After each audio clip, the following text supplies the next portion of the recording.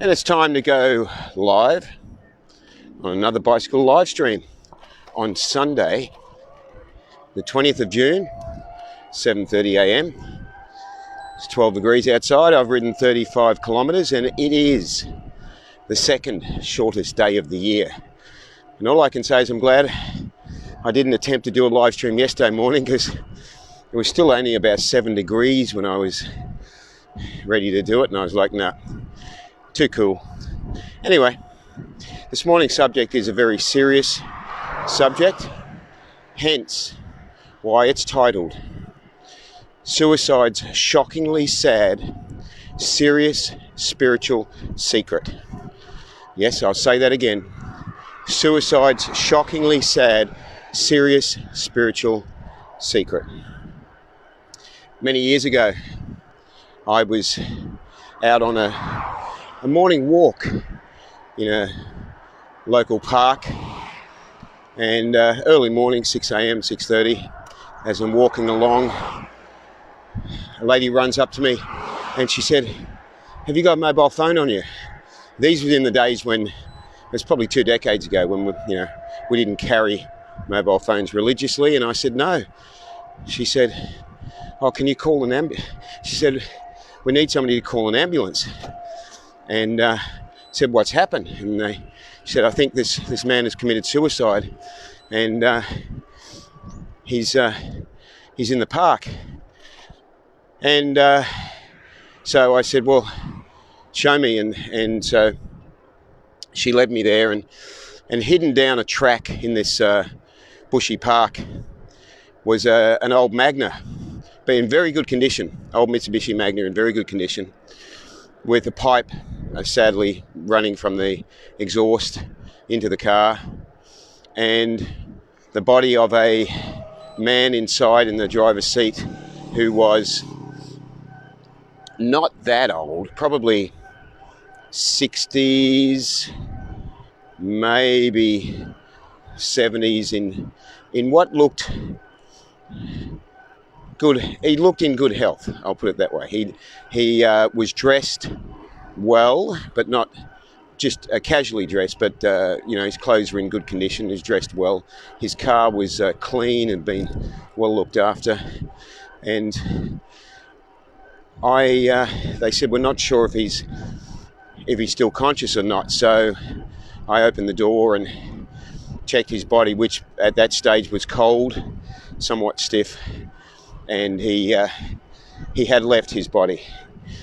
And that was my probably first introduction to someone who had taken their life before their time was due. I've deliberately worded it like that, as I will refer to later. About 10 years ago, a friend of mine who I used to hang around with a lot sadly did the same thing, and that came as a big shock, as there was no indication leading up to it that I was aware of. And we probably all can tell our own stories of people that we've known, possibly family members, friends, maybe neighbours, loved ones, that have decided that they cannot handle the pain of life anymore. They cannot handle all the things that they feel hurt by. And this torment is a torture. And they reach a state of, in hindsight, they reach a state of peace before they leave their body, because they've made a decision to quote, end it all. That's not actually what happens, but that's why I'm doing this live stream, to shed some light on suicide's shockingly sad, serious spiritual secret. So, life is, for us, a struggle in many ways, in little ways, from the splinter we get in our finger to big ways, the amputation of part of our body, the loss of loved ones, the loss of our income, our home. There are these different struggles that we are constantly challenged with on small and large scales. And it is understandable why someone looking for the same thing that all of us are looking for, which is happiness, a component of love, it is understandable why someone would reach that point where they see no solution to their misery than to end their existence in this world. That would almost, well, it does make a degree of sense when viewed from that perspective. And so I could say it's somewhat understandable, but it's coming from a lack of awareness, this thought, this understanding, this process. And sadly, shockingly sadly, there is a serious spiritual aspect that I need to share with you that changes the act of suicide and its ramifications. Not only is suicide going to create a situation where the loved ones left behind are going to be questioning, they're going to be seriously affected, they're going to wonder what they could have done, the signs that they could have looked out for beforehand, how they could have helped. Not only is it going to cause distress for them, but for the person committing suicide, they think that by killing their body, this ends their pain. Sadly, the reality is not only the opposite of that, but it's actually worse. It is understood in the ancient Vedic scriptures, in the ancient Vedic spiritual teachings. It is understood that we have, well, two understandings that are important here. One is that we're not the body. So by ending the existence of the body, we are the eternal spirit soul. So we continue on. So we don't actually kill ourselves. And you might say, okay, well, that's not too bad. However, it is the second understanding that is serious and shockingly sad. And that is that we have an allotted number of breaths in this body. And if we use our free will to remove ourselves, our spirit soul, from our body before that allotted number of breaths has been used, we are, I guess, stuck in what you could call a state of purgatory. We have a what would be best described as a contract to that allotted number of breaths, and we don't get to immediately remove ourselves from this earthly plane. In fact, what we create for ourselves by terminating the body before the allotted number of breaths is up is we sadly create a worse hell for ourselves. And that is because we no longer have our body, but we are still we become a disembodied spirit, what you might call a ghost, still hanging around in the environment that we were living in, and without a body to feel with.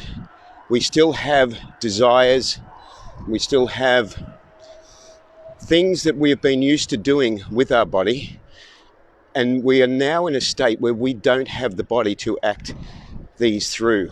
So we want to be able to live out our desires still, And we can't.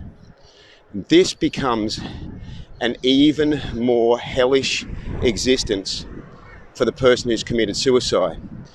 And you often hear people say, something that's a misinformed understanding, where they say, oh, well, that person will be at peace now because, because all the struggles that they were facing and so forth, that they are no longer, facing that pain. And nothing can be further from the truth. Stay there, just don't talk in the car. Thank you. Nothing could be further from the truth, because in fact, the person is now in a state of even more anguish, because they can't actually experience the happiness that they'd like to experience temporarily or permanently, actually. They can't fulfill any of their desires, and they are in a realm of reality where they're aware of others around them. They can't reach them. They're still aware of you and I. To some extent, they're still seeing how you and I are living our lives, and they can't, communicate. They can't tell us how they feel. They can't express things. It would be like your worst nightmare of waking up being blind, mute, deaf.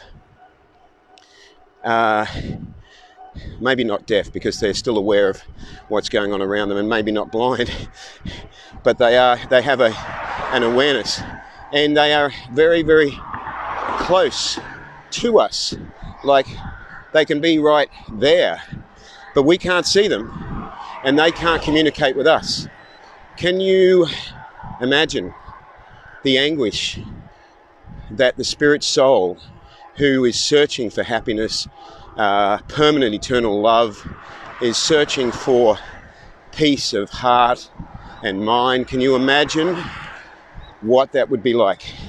That would be our own self-created hell. And it comes about, sadly, because we have been looking, as I say so many times, for happiness in all the wrong places, thinking that by pleasing ourselves materially, that we will find spiritual fulfillment. But no amount of material pleasure can bring us spiritual fulfillment. It can only bring us temporary titillation and an endless agitation, a scratch, an itch that no matter how much we scratch, cannot be satisfied. So, is there, starting to wind up now, is there anything that we can tell people who are dissatisfied with their life, who are feeling a sense of hopelessness? Well, there's always the understanding we need to carry with us all the time. That is that we are all looking for the same thing. And the answer is always one word, and it's always so profound and so simple that our mind overlooks it. It's always love. We're all looking for love. We're looking for it in the wrong place. It goes by many names. It's called, people say it's called appreciation. I like to feel appreciated. I like to feel needed. I like to feel important. It goes by many different understandings, but it always comes back to the same thing, that we're all looking for love. And the proof of the pudding is in the eating. When we look for that love in the material world, it is inevitable that we will be disappointed, and possibly disappointed to the point where we don't see any hope in going on. We see no We just see no point. Well, there is no point in looking for love in the material world. The point of the pain is not to drive us to the point of ending the existence of our body and still then having the pain and disappointment surrounding us as a disembodied spirit.